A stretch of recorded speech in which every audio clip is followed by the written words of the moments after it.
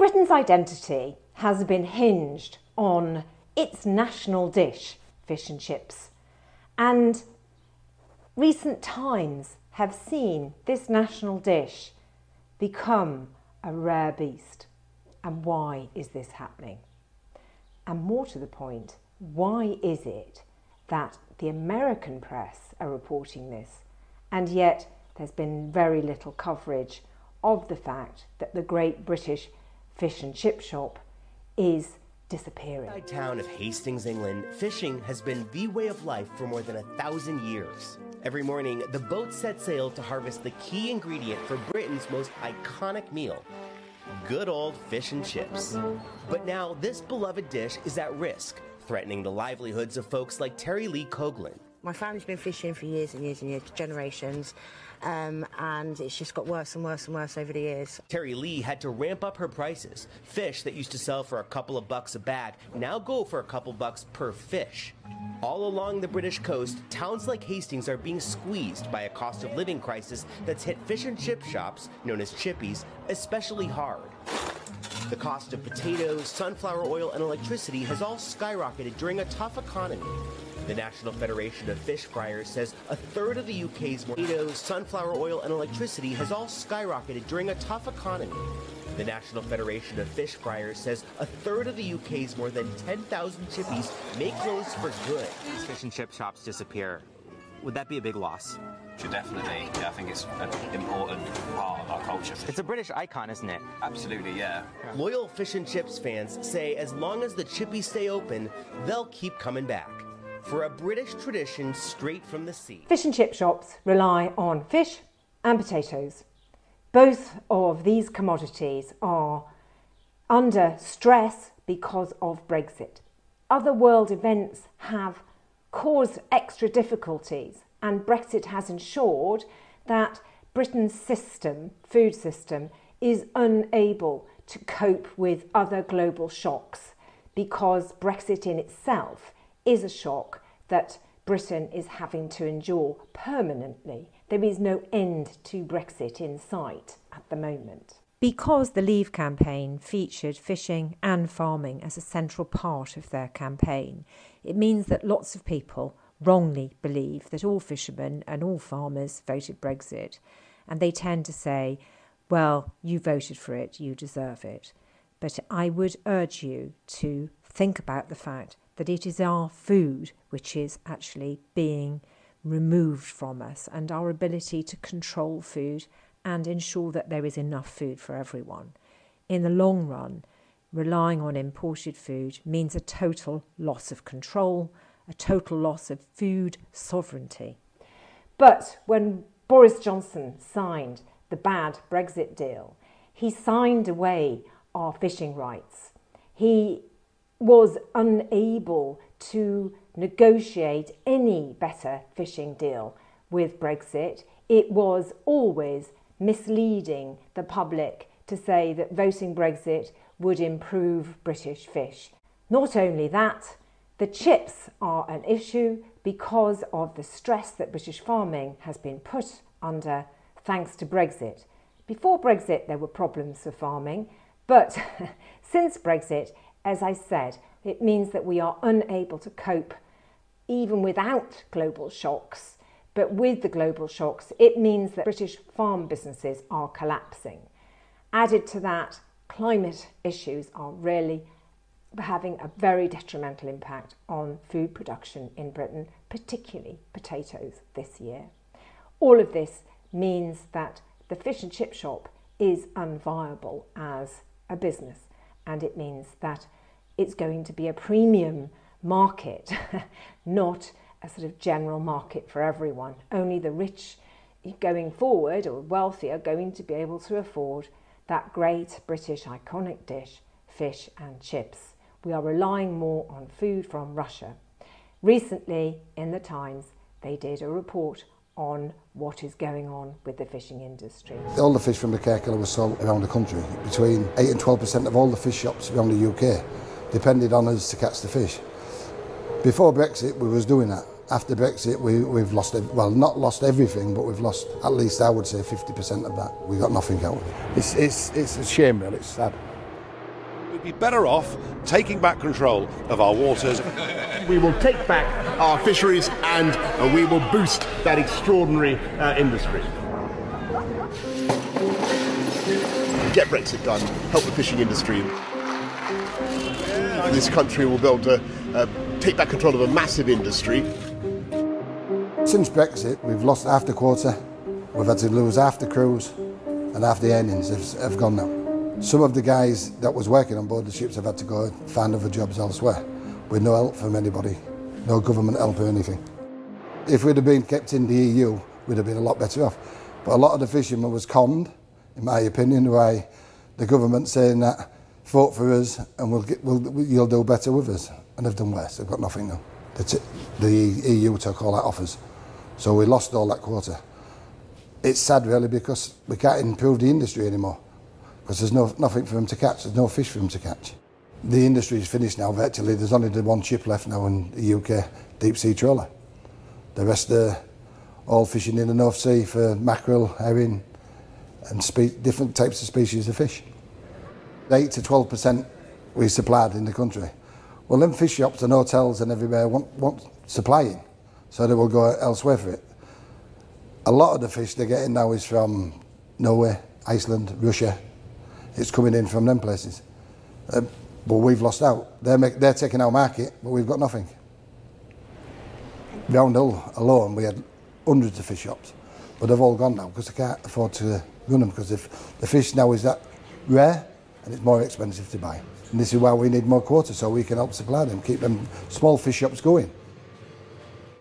Since Brexit, when we lost the Norwegian quota, we're only in Norwegian waters for 2 weeks, then we have to go up into the Svalbard.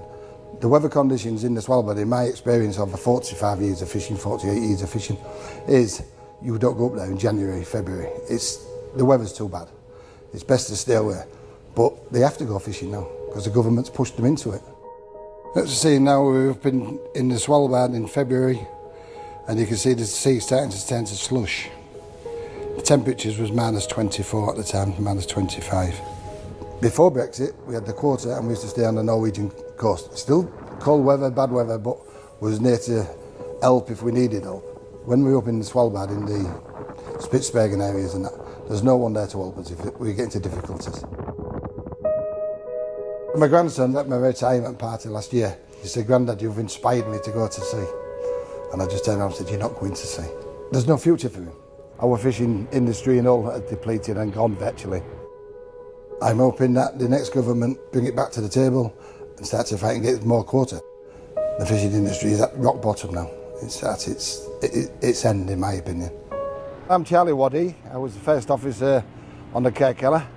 I recently retired 1 year ago after 48 years at sea. The Kerkeller is the final ship out of the UK deep sea fishing ground trawler, which is a state-of-the-art modern deep sea trawler. Everything we need to go catching fish in the Arctic grounds of Norway and Svalbard.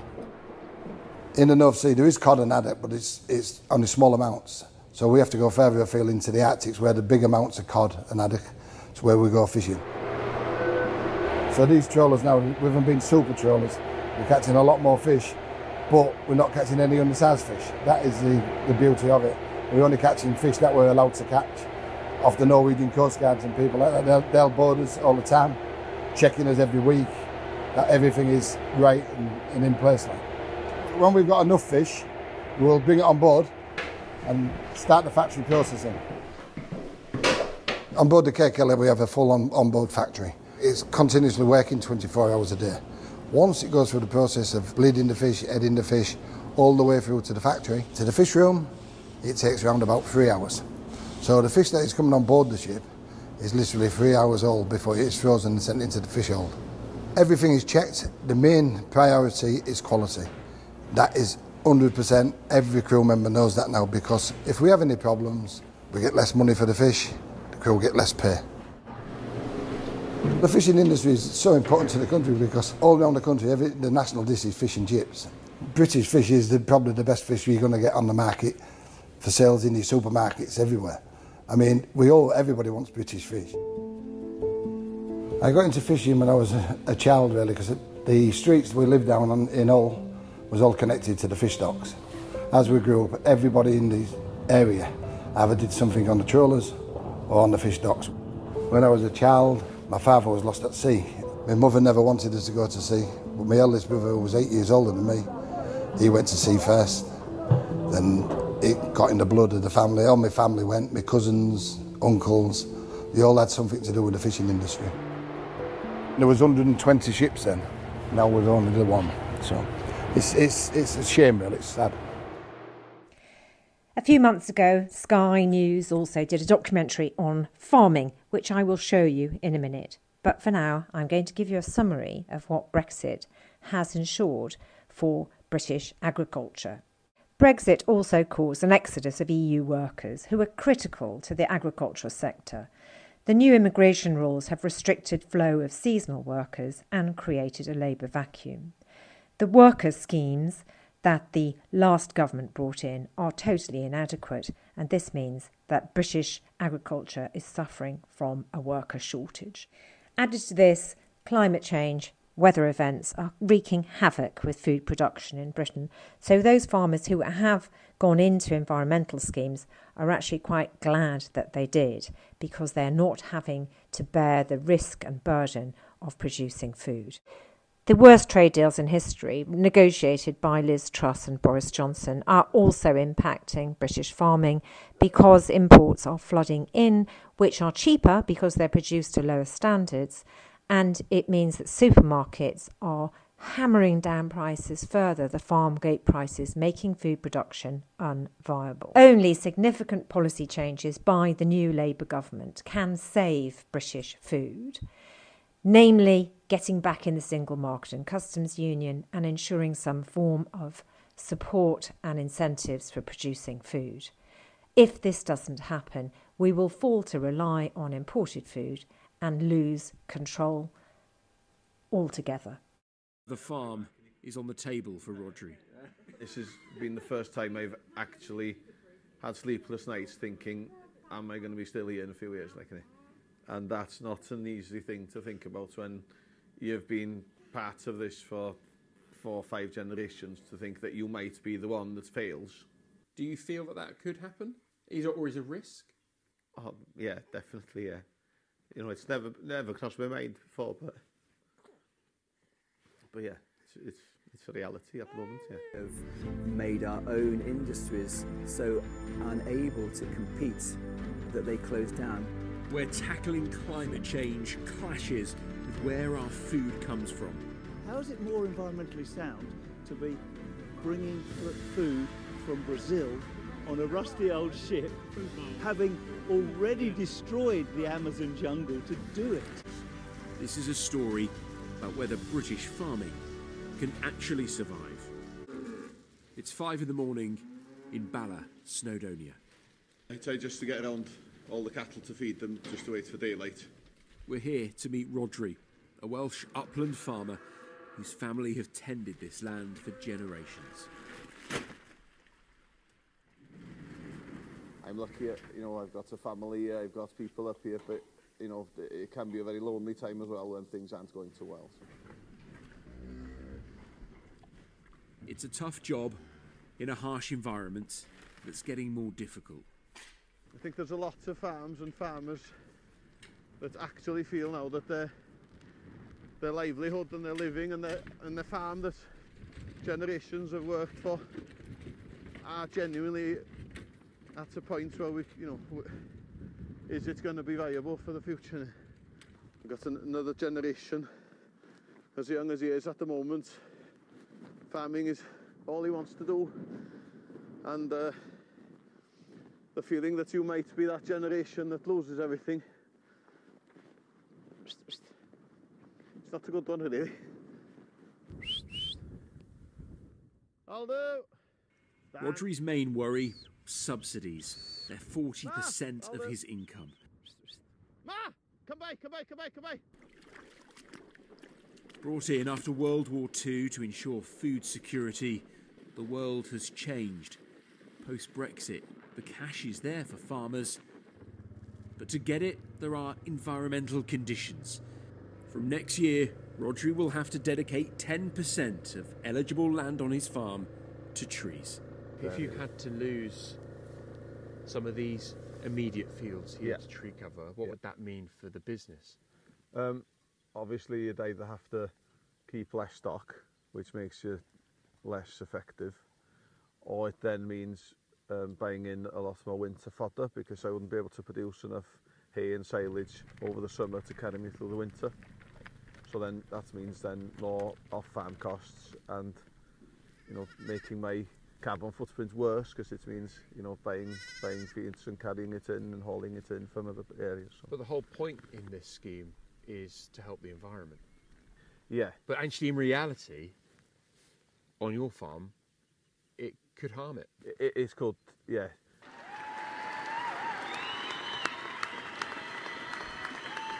The Welsh Government is consulting on the plans as farmers protest against them.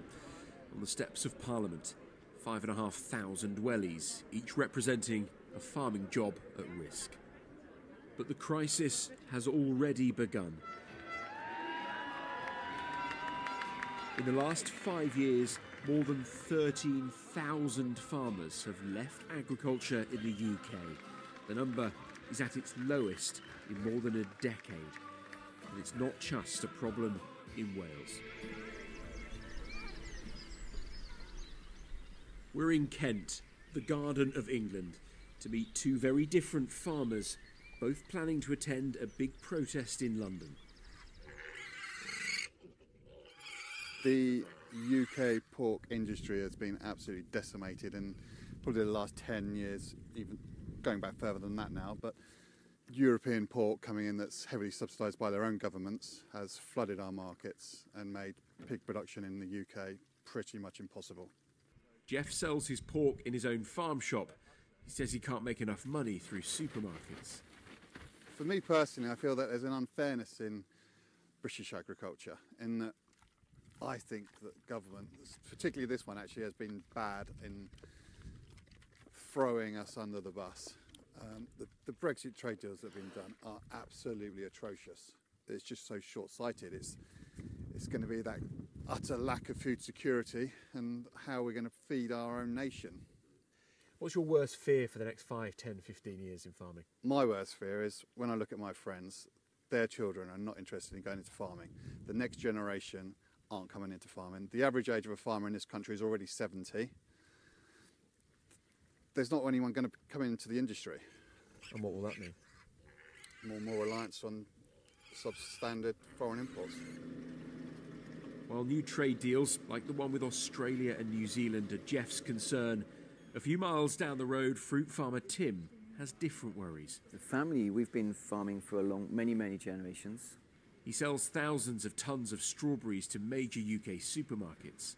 How many staff are you bringing in sort of harvesting and planting season? We'll have pretty much at our peak about 2,000 staff. Before Brexit, foreign workers could stay at Tim's farm as long as they wanted. Now they have to leave after 6 months. I don't need people coming for 6 months. By the time a person comes from 6 months, they've just got good enough for me to make them an economically viable worker, and then they have to go home. The visa is only for 6 months. They've basically put a hand behind my back and told me to fight someone with a gun. I'm in inability. I just can't fight. I can't negotiate fairly because the prices of the fruit coming in from abroad is not reflective of the same cost prices we have. Whether it's subsidies, imports, staff or costs, many farmers say they've had enough. The end of March, and at the end of their tether, the tractors roll into Westminster. It's quite a daunting thing for us all to come up here, to be honest, but we're just doing it because we're getting desperate and we just really need the government to listen now before it's too late, before the farmers start going under. Of course, a lot of people say, actually, no, farmers, you know, if they want the taxpayers' subsidies, they've got to look after the environment. I think they're dead right. The only problem is, what are you going to eat? Berries? Bark? Because the logic is, we're already as Europe grubbing the Amazon to bring food into Europe, we're then going to take 10% of our own thing out of production. How is it more environmentally sound to be bringing food from Brazil on a rusty old ship, having already destroyed the Amazon jungle to do it.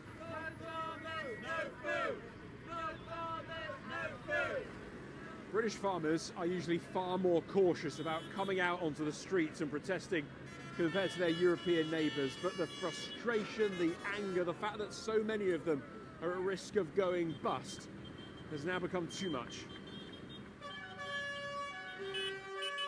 Farmers believe government policy is pushing them out of business. But as well as decisions in Westminster, this is as much about where our food comes from and whether we, the public, really mind. About 54% of the food we eat comes from the UK. A third is imported from the EU, the rest shipped in from around the world. Whether it's chicken breast from Brazil or pork chops from Holland, it's here because it can often be cheaper than British. Farmers don't like it, but at the end of the day, it comes down to money. Right, sit here, take those shoes off, please. Oh, you're getting heavy, my big boy. With the kids back from school, it's time to start dinner in the Ranford household. So I'm doing mashed potato, sausages and mash and peas for Russell with gravy, and I'm going to do it with French fries for Andrew. What's it say on the back then? So, 42% pork, made using British and EU pork, filled into non-UK beef casings. If you can get the food that the kids like, yeah. Do you care? On an academic level, I care, but that care's all the way over here. On a day-to-day basis, I care about being able to afford to feed my children, and that's my priority. And there you go. I'd like to, sit here and worry about the farmers. I do care in the abstract, but on a day-to-day basis, probably most normal people are in a position to make that a priority. With cheaper food on offer, buying British may well be becoming a luxury choice for the wealthy. Despite the challenges, there is a new generation of farmers coming in. I've got two older brothers. Neither of them are interested in doing it. 25-year-old Josie has just taken over the family's dairy in Wiltshire. You've got to be some sort of person, I think. You've got to want to do this, right? Oh, you have to love it, honestly. If you didn't love it, why would you get up at 3 o'clock in the morning in Baltic conditions where you don't get paid very much, and you might lose some animals with TB, or one might break its leg, and just pick yourself up and carry on? Josie's modernising the farm, bringing in new technology. This is my computer. I love my computer. This makes it easy for you. It makes it so much easier. So I've got everything on here. So this is their daily milk production for yesterday. I can see what they did this morning, what they're currently doing this afternoon, the last 7 days, how long milking's taken, which is quite nice. And then click on here on uniform, and that's all of my information about my cows. Do you think you'll be doing this in 20 years? Yeah, I do. But I don't know how many more people there will be doing it. Because I'm quite lucky that I want to do it and I want to carry it on, but there's a lot of farmers in our area that have children that don't necessarily want to do it. And I don't blame them, because it's hard work mentally and physically to carry on farming. While she worries about the price of milk, Josie is optimistic about the future. I feel hopeful because something has to change somewhere, and if you aren't hopeful, there's no point doing this industry, because you just get mentally blown apart. And you've got to keep hope, because one day it's going to be okay and you will get hopefully paid enough. But the good times outweigh the bad times, I always say. Right, come in, we'll have a panet, or whatever you call it. Back in Bala, and the future of the farm is on the table for Rodri. This has been the first time I've actually had sleepless nights thinking, am I going to be still here in a few years? And that's not an easy thing to think about when you've been part of this for 4 or 5 generations, to think that you might be the one that fails. Do you feel that could happen? Is a risk? Oh, yeah, definitely, yeah. It's never crossed my mind before, but yeah, it's a reality at the moment, yeah.